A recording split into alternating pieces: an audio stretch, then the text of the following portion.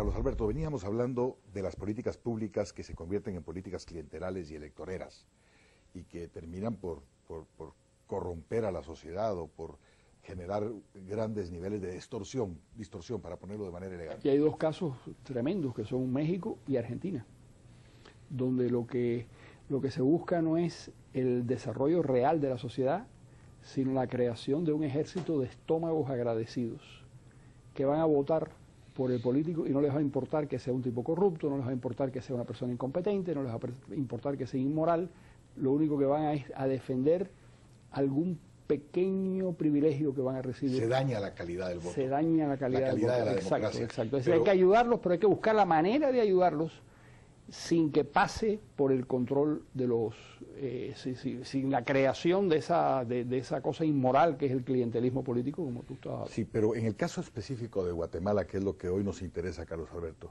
es decir, nosotros hemos tomado mucha conciencia de que de verdad la piedra de toque de nuestro desarrollo pasa por resolverle a grandes estamentos de la sociedad guatemalteca, millones de personas, sacarlas de la miseria a la pobreza, de la pobreza a la clase media y de ahí en adelante a la libertad y a la prosperidad.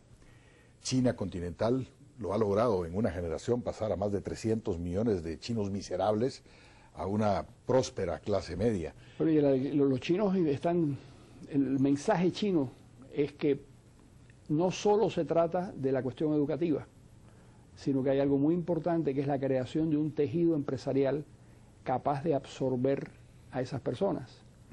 Lo que ha redimido a 300 millones de chinos no es que los hayan enseñado a leer en chino, que es bastante más complicado que leer en español, sino que simultáneamente se ha abierto el aparato productivo del país al extremo de poder absorber a estas personas, porque puede darse perfectamente, Julio, un tipo de sociedad en donde te encuentres a una mayoría bien educada que no consigue abrirse camino en la vida porque el tejido empresarial es demasiado débil. Bueno, el caso de Cuba.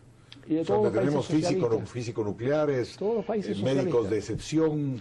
Te cuento más, en los exámenes de contraste que se hacen entre los países más desarrollados del mundo, pues Estados Unidos, por ejemplo, Canadá, por ejemplo, y países de lo que fue el bloque del Este, Bulgaria, Rumanía, que eran países muy pobres. El nivel educativo que los estudiantes exhibían en esos exámenes de contraste era mucho más alto que el norteamericano. Lo que quiere decir que no basta con saber más matemáticas o más física o más química. Además, hay que tener un tejido empresarial y una sociedad porosa que sea capaz de absorber a las personas, que sea capaz de generar los estímulos suficientes para que todo aquel que tenga un empuje empresarial sea capaz de crear un foco de riqueza. Lo que quiere decir que no transita el desarrollo por la vía de machacar a los sectores empresariales, lastimarlos y desestimularlos como está de moda en muchos de nuestros países. Lo peor que pueden hacer. ¿Verdad?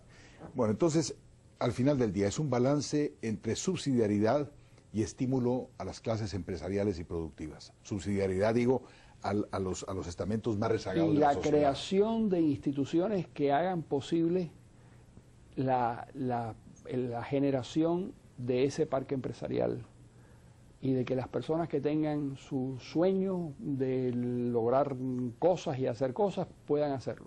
Un ejemplo que siempre me encanta poner. Todos los días leemos que en Estados Unidos, qué sé yo, Facebook y Microsoft y Apple surgieron en un garaje con 4 muchachos que se pusieron a trabajar. Bueno, lo cual es cierto. Lo cual es cierto, pero ¿qué pasa? Que en América no hay 4 muchachos y no hay garaje. No, hay 4 muchachos talentosos y 400.000 muchachos talentosos porque el talento está repartido en el mundo entero a partes iguales. Hay tanta gente inteligente en el Congo como en Nueva York. La diferencia está en las instituciones y en el modo de hacer las cosas. Entonces, si nosotros queremos desarrollar esa mitad de la población guatemalteca que vive en la miseria, si queremos desarrollarla, hay que generar las instituciones que hacen posible la creación de riqueza. Carlos Alberto, el consenso de Washington, esa política de los años finales 80, 90, la recomendación de las privatizaciones, la eficiencia del Estado, el achicamiento del Estado, genera crecimiento económico, sí, en algunos casos, pero mantiene sumida en la pobreza y la miseria a un gran estamento de la sociedad latinoamericana. Hoy por hoy se habla de políticas públicas de cohesión social, que surgen en Brasil, que se aplican en el Chile de hoy. ¿Cómo balanceamos? ¿Qué es lo que realmente encontramos? ¿Cómo le damos una lectura correcta a lo que fue el consenso de Washington? ¿Qué nos dice al respecto?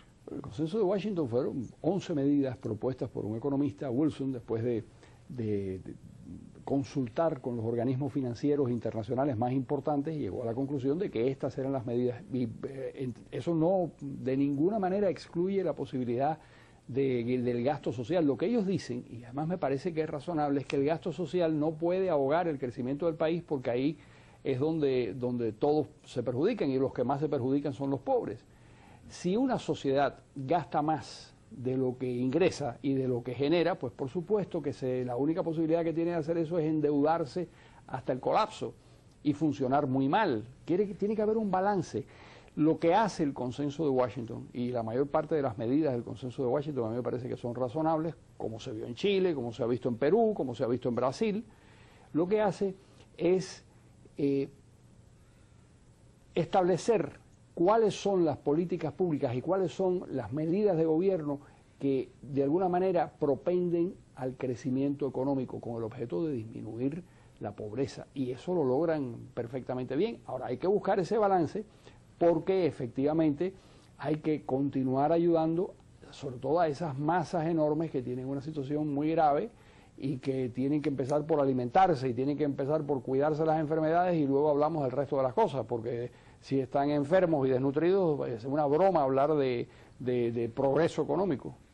Volvemos con Carlos Alberto Montaner después de este corte comercial y continuamos hablando sobre las claves del desarrollo.